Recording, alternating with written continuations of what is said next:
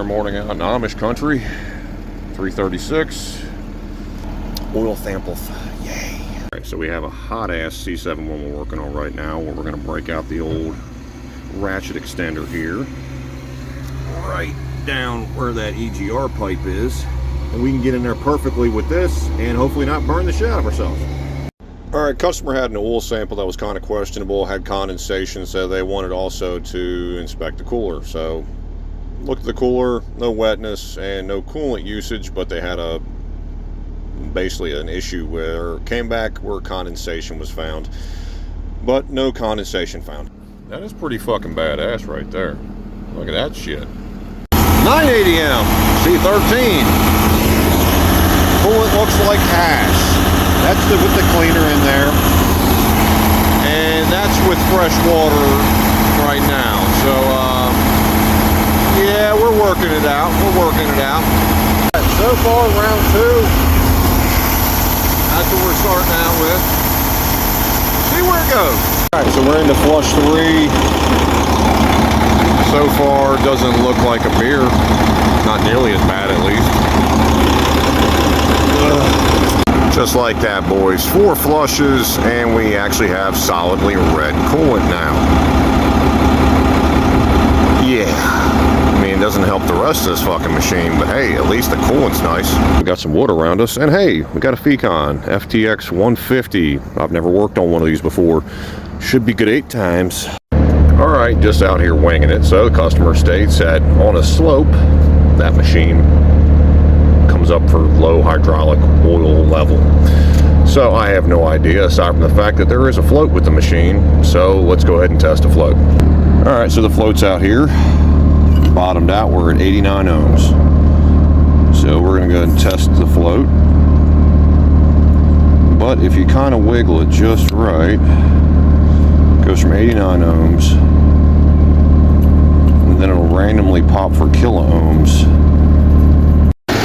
299 D3. Operator inducement. Failure to regen?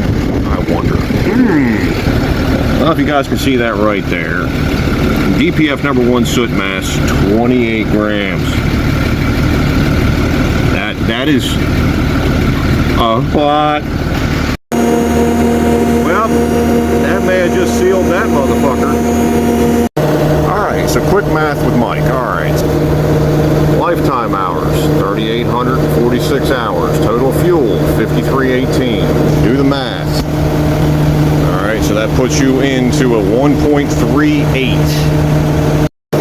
Diesel particulation filter active regeneration occurrence is excessive. If you look right there, if fuel consumption is less than, we'll go for the 3.8 because this is what this is, load factor is low, but 1.8 is the number you're trying to shoot for. When you look at your soot mass and your grams on these guys and you start seeing very high numbers on soot mass, there's an issue with the DPF. Now this thing's right at 3,800 hours, and for the most part, it's due anyway, but just some things you need to look into for your 3.8, 3.3 Kubotas, because they give you a little more information than more cat engines do, or you're not. Alright, so still working on the 299 right behind me here. So it failed to go through any sort of regen and stayed inhibited. It would not go not inhibited in order for it to go through regen. Why?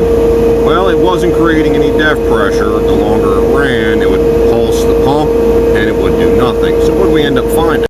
Well, check all the obvious stuff. Obviously the filter, the compensator, all that was fine. Blow back through the suction line. Wasn't connected to the header anymore. Hook everything back up, guess what? We got DEF pressure again. Just like that, we get DEF pressure, everything's working again, and boom, it goes to and does a regen. Awesome shit.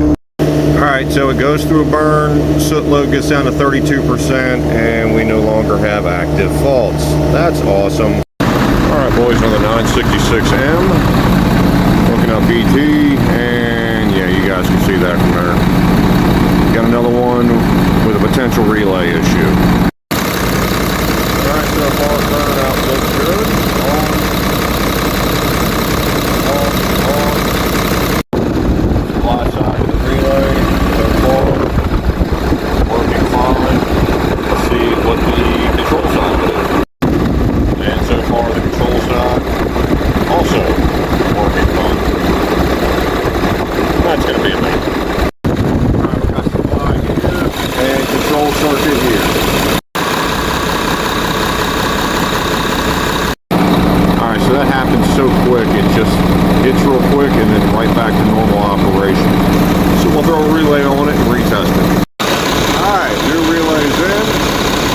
far so good.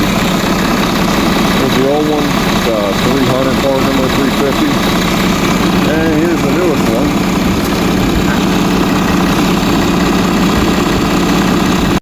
So we'll let this one ride out for a while, and if within about an hour she doesn't code out again, good to go. What are we driving? 317 next gen excavator. Problem: overheat on the work tool event code.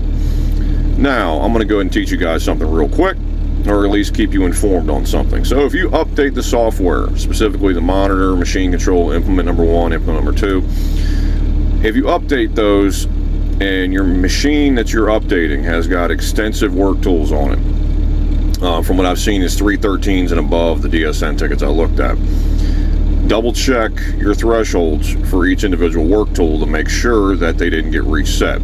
So if you have a previous PSR you can go off of, so you can actually set the parameter for the overheat temp threshold.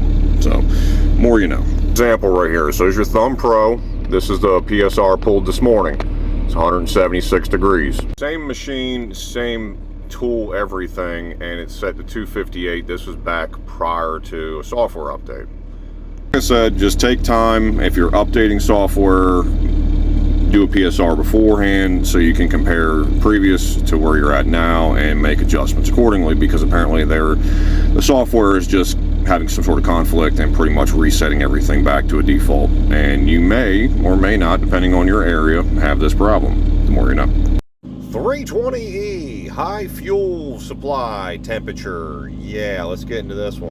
Run for a half hour. What's tank temperature? 70. Check fuel return out of the cooler. 80. ET says 110. But what'd we find?